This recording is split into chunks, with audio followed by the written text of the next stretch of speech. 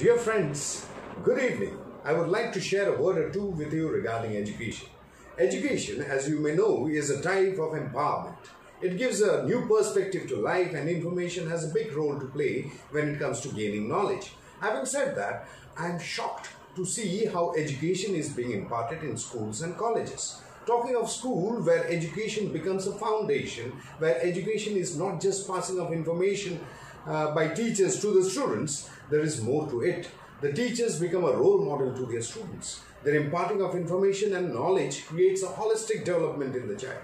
The child learns how to imitate their teacher with respect to knowledge of the subject. My primary concern is the way knowledge is being imparted to the students.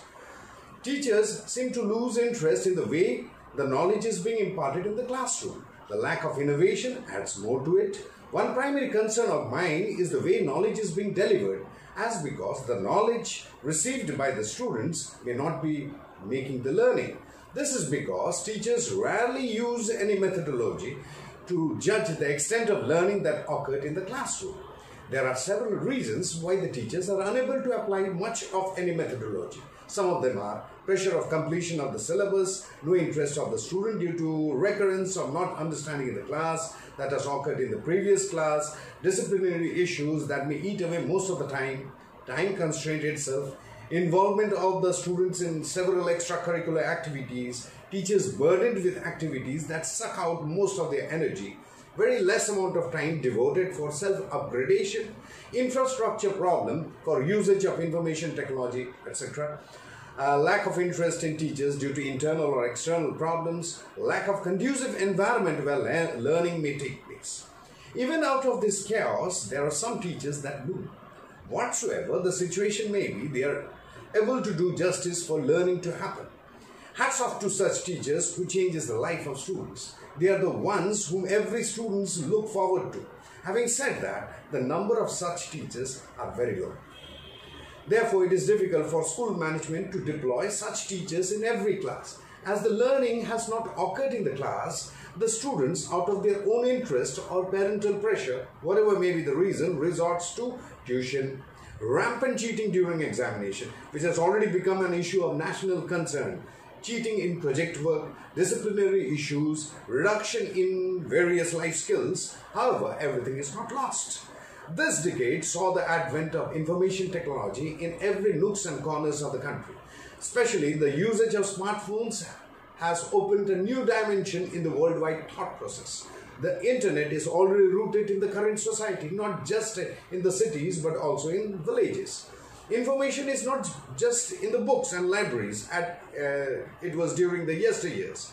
The advent of various educational apps for the smartphones and websites essentially brought about a new dimension to the world of education. It's a boon to the students who has the privilege to use such technologies. You might be wondering, why am I saying all this? The reason behind this is, it had been plaguing me looking at the current situation of students whose thirst for knowledge is overwhelming. But the way it is being presented to them gets them into stagnation.